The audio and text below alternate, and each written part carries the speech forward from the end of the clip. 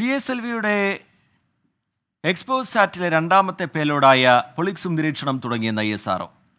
Expect പേലോഡിൽ നിന്നുള്ള വിവരങ്ങൾ നേരത്തെ ലഭിച്ചിരുന്നു. എക്സ്റേ സ്രോതസ്സുകളെക്കുറിച്ചുള്ള പഠനമാണ് എക്സ്പോസ് സാറ്റിന്റെ ലക്ഷ്യം. വിവരങ്ങളുമായി മനേഷ് മൂർത്തി ചെന്നൈയിൽ നിന്ന് ചേരുന്നുണ്ട്.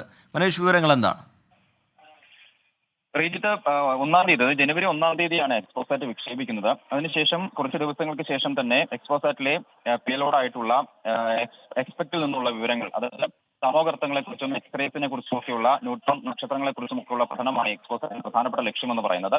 എന്തായാലും ആദ്യഘട്ടത്തിൽ തന്നെ എക്സ്പെക്റ്റിൽ നിന്നുള്ള വിവരങ്ങൾ പുറത്തു വന്നിരുന്നു. ഇതിനിപ്പോൾ രണ്ടാമത്തെ പേലോഡായിട്ടുള്ള പൊളിക്സ് നിരീക്ഷണം തുടങ്ങി എന്നുള്ളതാണ് ISRO അറിയിക്കുന്നത്. മാത്രമല്ല, ഈ നിരീക്ഷണം ആരംഭിച്ചതുമായി ബന്ധപ്പെട്ടുള്ള ചില ഗ്രാഫുകളും ISRO പുറത്തു വിട്ടിട്ടുണ്ട്. എന്തായാലും എക്സ്പോസാറ്റിന്റെ വിക്ഷേപണം നേരത്തെ തന്നെ വിജയകരമായി പൂർത്തീകരിച്ചിരുന്നു. കൃത്യമായ ഓർബിറ്റിൽ തന്നെ അത് എത്തിക്കാനും സാധിച്ചിരുന്നു. അതിന് പിന്നാലെയാണ് ഇപ്പോൾ ഈ തമോഗർത്തങ്ങളിൽ നിന്നുള്ള എക്സ്റേ വികിരണങ്ങൾ സംബന്ധിച്ചുള്ള പഠനവുമായി ബന്ധപ്പെട്ടുള്ള വിവരങ്ങൾ ഇപ്പോൾ രണ്ട് പേലോഡുകളും, ആദ്യത്തെ പേലോഡിൽ നിന്ന് വന്നിരുന്നു, രണ്ടാമത്തെ പേലോഡും ഇപ്പോൾ നിരീക്ഷണം ആരംഭിച്ചതിൽ നിന്ന് വിവരങ്ങൾ ലഭിച്ചു തുടങ്ങി എന്നുള്ളതാണ് ISRO അറിയിക്കുന്നത്.